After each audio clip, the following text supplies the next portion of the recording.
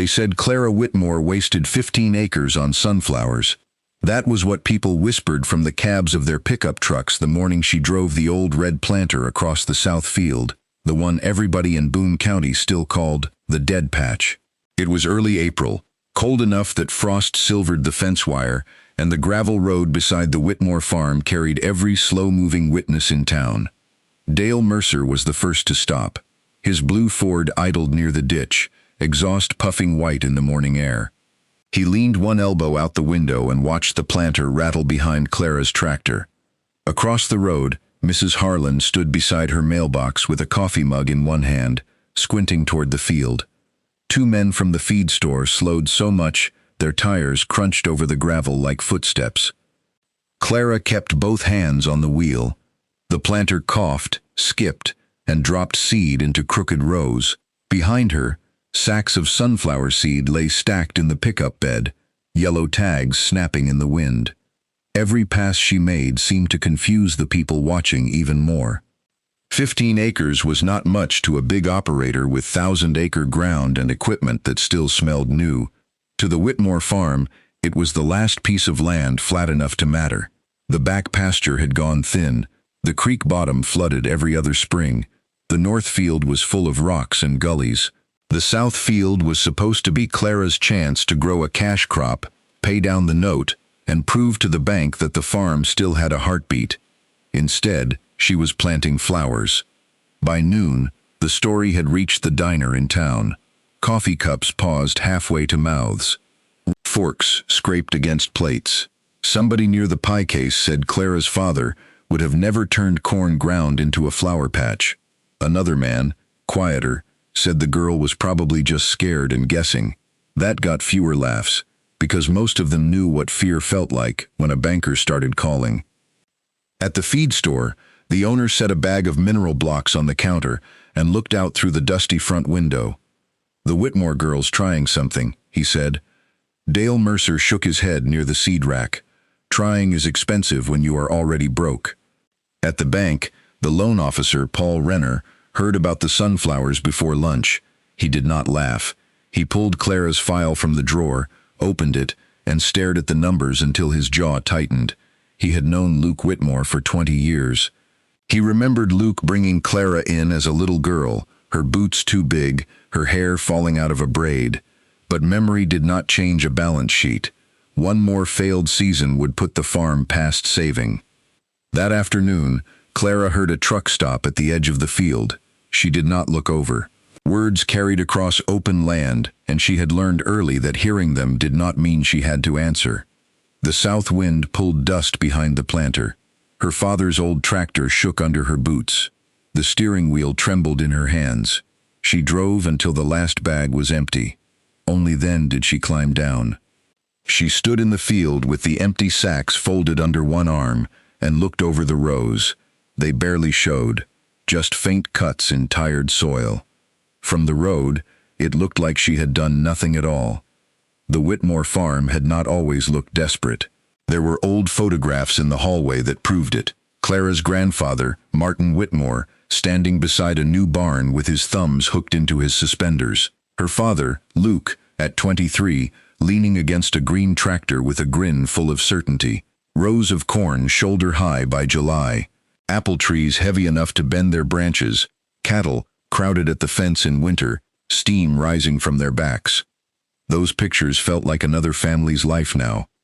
By the spring Clara turned 18, the barn roof sagged on the west side. The machine shed doors hung crooked. The hayloft smelled like rain because rain had been finding its way through the tin for years. The tractor had to be started with a screwdriver and patience. Half the fence posts along the creek were soft enough to crumble in a hand. Her father's stroke had come the previous October, right after a failed soybean harvest. He had been walking back from the south field when he dropped to one knee beside the irrigation pipe. Clara found him there at dusk, one hand gripping the dirt like he was trying to hold the farm down with his body.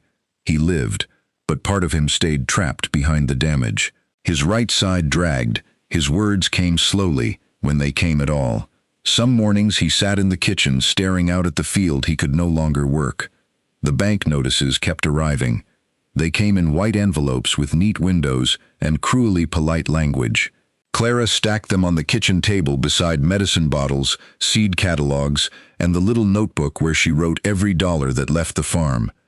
The note against the land was already stretched thin. The line of credit was worse. Repair bills waited in a drawer because there was nowhere else to put them. The bank had given her until the end of the season to show a real plan, real income, and real hope. Most folks in town thought selling was mercy. They had seen farms disappear before. They had seen proud families hold too long and walk away with nothing. When they told Clara to sell, some said it with pity.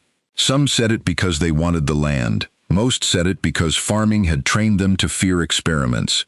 A wrong choice did not just bruise pride. It took machinery, savings, houses, and names off mailboxes. Clara understood that fear. She just could not obey it. The Whitmore Farm was the porch where her grandfather had shelled peas in a metal bowl. It was the barn where her father had taught her to bottle feed a calf during an ice storm. It was the kitchen doorway marked with pencil lines showing how tall she had grown each year. It was the only place where her mother's old wind chime still rang from the maple tree when the weather changed.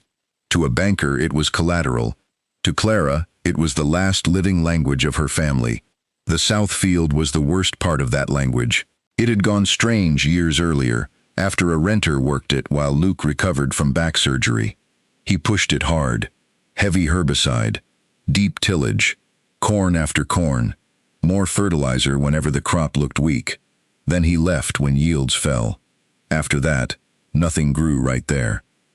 Corn came up patchy, soybeans yellowed before they should have. Rain sealed the surface into crust. In July, the ground cracked wide enough to swallow a pocket knife. When wet, the low spots smelled sharp and sour, like rusted metal and old chemicals. People called it tired dirt. Clara called it unfinished evidence. In January, after her father fell asleep in his recliner and the wind shook the kitchen windows, she found the first clue. It was in a cedar chest under old quilts, where her grandfather's farm notebooks were wrapped in twine. Most pages held ordinary records: rainfall, frost dates, calf weights, fuel costs, seed bills. Near the back, tucked between two brittle soil bulletins, she found a page filled with Martin Whitmore's slanted handwriting. Hardpan on south slope. Water runs before it drinks. Roots too shallow, need a breaker crop. Below that, years later, her father had added a note in darker pencil. South field may be poisoned shallow, compacted deep. Stop forcing corn, heal first.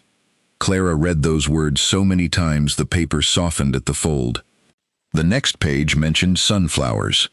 Deep taproots, strong stalks, tolerates rough ground, pulls nutrients, feeds bees, open soil. That was why, on the morning Boone County decided she had lost her mind, Clara planted sunflowers across the most important 15 acres she had left. For the first few weeks, the field looked like a mistake. Cold rain crusted the topsoil. The planter had skipped in places where the ground was cloddy and tight. When the first seedlings came up, they came unevenly. Some rose bright and green. Others broke through pale, bent, and weak. Bare spots opened like missing teeth across the field. The watching did not stop. Trucks slowed. Heads turned. At the diner, the waitress topped off coffee, while men discussed Clara as if she were weather coming in from the west. Nobody sounded purely cruel. That almost made it worse. Their doubt was practical, heavy, and hard to dismiss. A flower crop will not carry a banknote. Pretty does not pay fuel bills. Luke would have put corn in, even on bad ground. By late May, the county agent Tom Alvarez came out with a clipboard. He was a careful man with sunburned forearms and mud on his boots, the kind of person who tried not to insult anyone. He stood beside Clara at the edge of the south field and watched the uneven rows move in the wind. "You know this is a risk," he said. Clara looked at the field. "Everything left is a risk." Tom took off his cap and rubbed his forehead. He had seen young farmers ruined by stubbornness and old farmers ruined by pride. He had also seen land recover in ways that made experts speak more softly. That was why he did not laugh. "I hope you are seeing something I am not," he said. After he left, Clara walked into the field and knelt between two weak sunflower plants. She pushed her fingers into the soil. The top 2 inches were dry. Beneath that, the ground resisted her like brick. She wrote it down. That became her answer to nearly everything: morning soil temperature, rainfall, leaf color, weed pressure, beetles, worms, root depth, bare patches, bird activity, which rows held moisture after a shower, which low spots smelled sour, which ridges cracked first in the sun. At night, Clara spread notebooks across the kitchen table beneath the yellow light. Bank notices sat at one end. Her grandfather's notes sat at the other. Between them, she tried to build a bridge sturdy enough to carry the farm across one more season. By June, the sunflowers were waist-high in some rows and knee-high in others. The field still looked strange beside the clean corn rows around it. Their leaves were broad and rough, catching morning dew. Their stalks pushed down into soil that had resisted everything else. Along the edges, bees began to come. Lady beetles appeared beneath leaves. Birds worked the rows at dawn. Clara noticed all of it. She noticed what happened after a 2-inch rain. Water no longer sheeted off the worst slope as quickly as before. It slowed against the stems. It sank into narrow openings made by roots. In one bare patch where she had dug in April and hit hardpan at 6 inches, she now found fine white roots reaching deeper than her hand. It was not enough to convince the town. It was enough to keep her going. Then July came down hard. The wind turned hot and stayed hot. Clouds built in the afternoons, rose tall and gray, then broke apart before crossing the county line.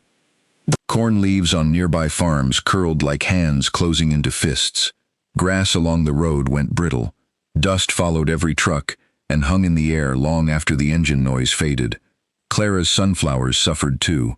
Lower leaves yellowed. Smaller plants dried out completely. Bare spots widened. She walked the rows before sunrise because by noon the heat shimmered over the field like glass. Sweat ran down her back before breakfast. Her boots turned white with dust. The money thinned to almost nothing. A pump seal failed. The truck needed tires. The electric bill sat unopened for 2 days because she already knew what it said. Paul Renner from the bank called twice in 1 week. His voice on the phone was gentle, which somehow made the words heavier. He said the committee needed evidence. He said the fall deadline still stood. He said he respected what her family had built, but respect did not stop interest. That evening, Clara burned the grilled cheese sandwiches because she was staring at the bank letter instead of the stove. Her father sat at the kitchen table, his right hand curled against his chest, his left hand resting near a glass of water. The house smelled like scorched bread and dust. The ceiling fan clicked in a tired rhythm. Clara scraped the blackened bread into the trash. Then she gripped the edge of the sink and felt something inside her give way.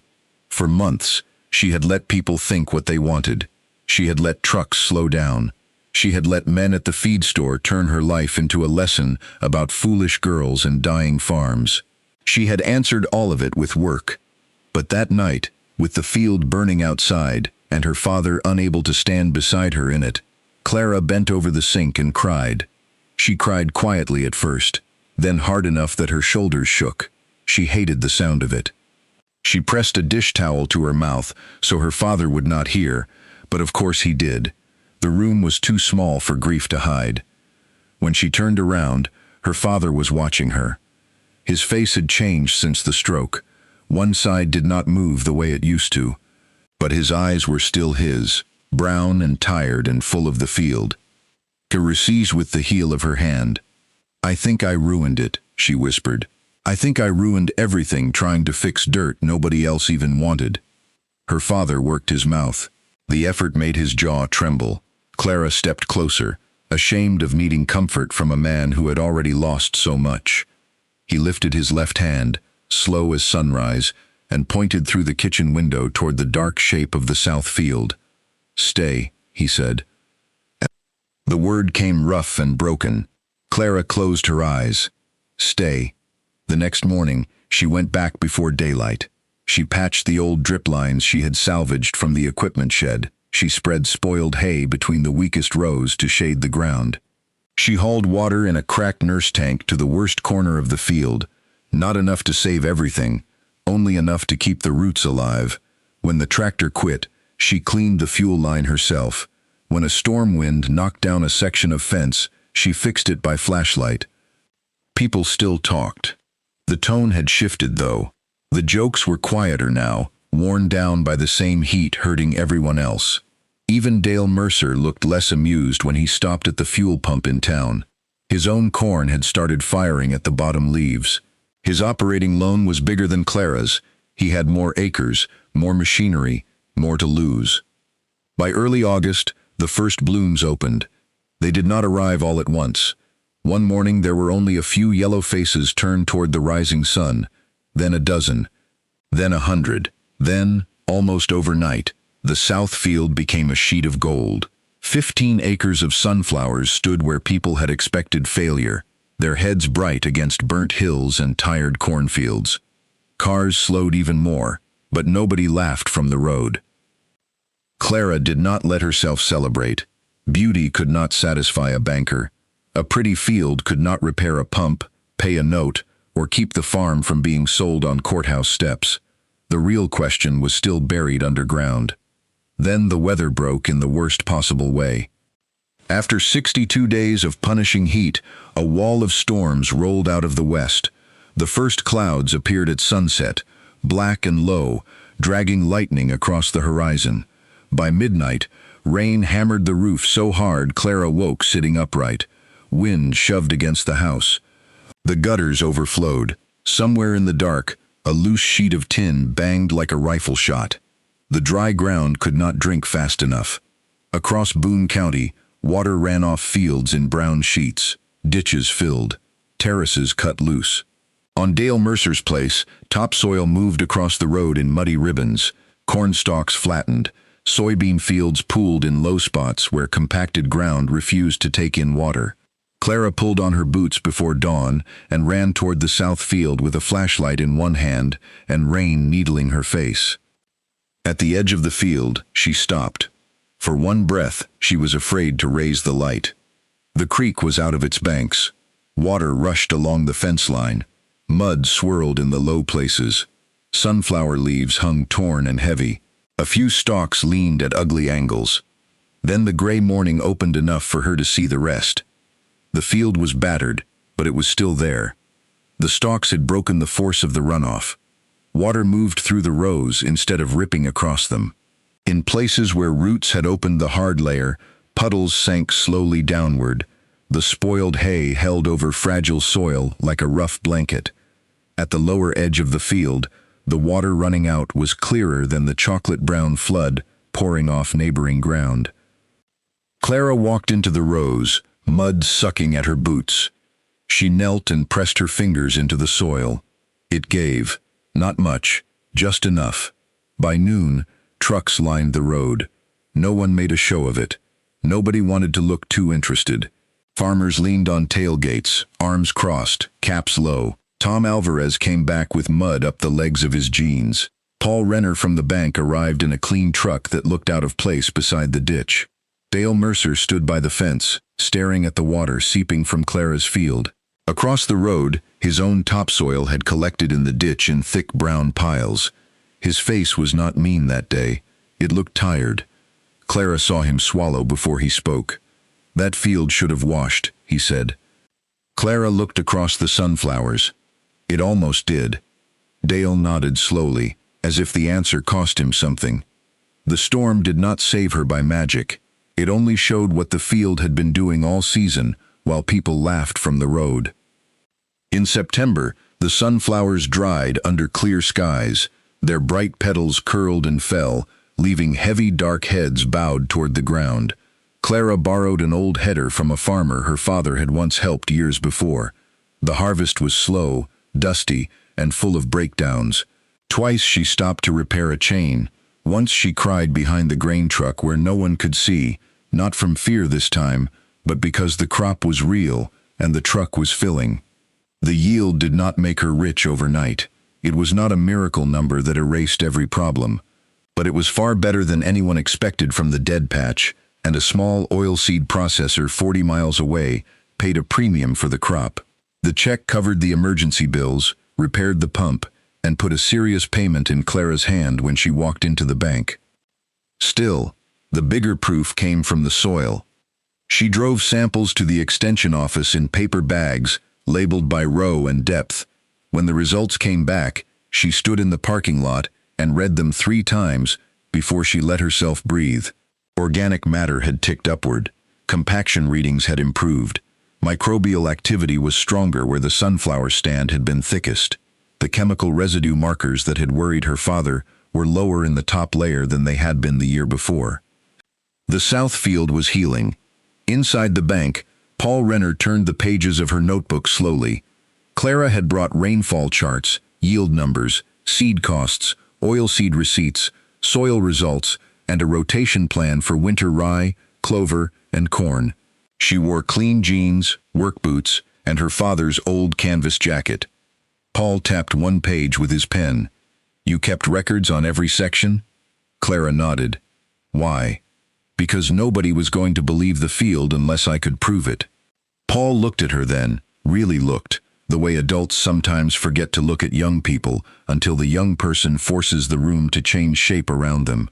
He closed the folder. "I knew your father when he was about your age," he said. "He was stubborn too." Clara waited. Paul gave a tired half-smile. "The difference is, he usually had a reason." He slid the papers back across the desk. "Looks like you did too." The bank extended the note.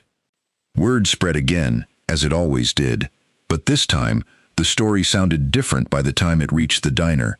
People said the Whitmore girl had been reading old soil notes. They said the sunflowers had held her ground when the storm hit. They said maybe the dead patch had not been dead after all. That fall, after the harvest trucks were parked and the evenings turned cold, Dale Mercer came to the fence while Clara was spreading rye seed over the south field. He stood there for a long time before removing his cap. "I thought you were gambling," he said. Clara kept one hand on the seed bag. "I was." Dale looked at the field. "But not blind." "No." He nodded toward the stubble and the volunteer sunflower heads along the edge. "What rate are you putting that rye down?" Clara told him. He asked 2 more questions before he left. Practical questions. Farmer questions. The kind people ask when pride has not vanished, but need has finally become stronger than embarrassment. After that, more neighbors came. Some asked about cover crops. Some asked about compaction. Some asked whether deep-rooted plants could help creek-bottom ground.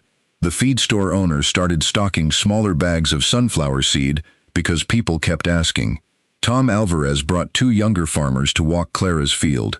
They knelt in the dirt and crumbled soil between their fingers, searching for what she had seen months earlier when no one believed her. The next spring, Clara planted corn on part of the south field again. This time, it came up even. The rows were not perfect, but they were strong. Rain soaked in instead of running away. The leaves held color deeper into the summer. She used less fertilizer than neighboring fields and still watched the crop stand tall through heat that would have punished it a year before. When harvest came, the south field produced better corn than it had in nearly a decade. The check from that crop, added to the sunflower money and a small conservation grant Tom helped her apply for, kept the Whitmore Farm out of foreclosure. Clara repaired the barn roof 1 section at a time. She replaced the worst fence posts along the creek. She bought medicine for her father without putting it on credit. On the first cold morning of November, she walked into the bank and made another payment, with soil still under her fingernails. The farm was not safe forever. Land never gave that kind of promise. There would be more droughts, more storms, more broken equipment, more years when the numbers barely balanced. But something important had changed. The town no longer saw the Whitmore place as land waiting to be sold. And when Clara drove through town in the old red pickup, men who once shook their heads now lifted 2 fingers from the steering wheel in quiet respect. One evening near the end of that second harvest, Clara pushed her father's wheelchair to the edge of the south field. The corn stubble shone bronze in the low sun. Along one border, a strip of volunteer sunflowers had come back on its own, smaller than before but bright enough to catch the light. Her father looked at them for a long time. Then he reached down with his good hand and touched the soil. Clara knelt beside him. The ground smelled dark and clean after an afternoon rain.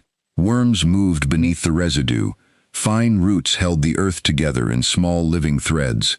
It was the same field people had called poisoned, wasted, and ruined. Her father opened his hand over the dirt, letting it crumble through his fingers. "Good," he said. Clara bowed her head. For a moment, she was 18 again, and also older than she should have been. Tired, proud, scared, grateful, all of it moved through her at once. She had not saved the farm with a speech. She had saved it by listening longer than other people were willing to look. She had trusted a note written by hands that had worked the same dirt before hers. She had given a wounded field one season to breathe, even when the whole town mistook healing for failure. Years later, people in Boone County still talked about the summer the Whitmore girl planted 15 acres of sunflowers when everyone told her to plant corn. They remembered how foolish it had looked from the road. They remembered how quiet she stayed while they doubted her.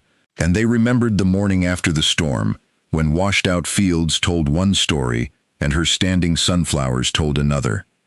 Clara kept one dried sunflower head nailed above the workbench in the machine shed, beside her grandfather's notebooks and her father's soil knife. It was not decoration. It was a reminder. Some land does not need another demand placed on it. Some land needs someone patient enough to listen. And sometimes the thing a whole town calls wasted is the very thing that brings a family farm back to life.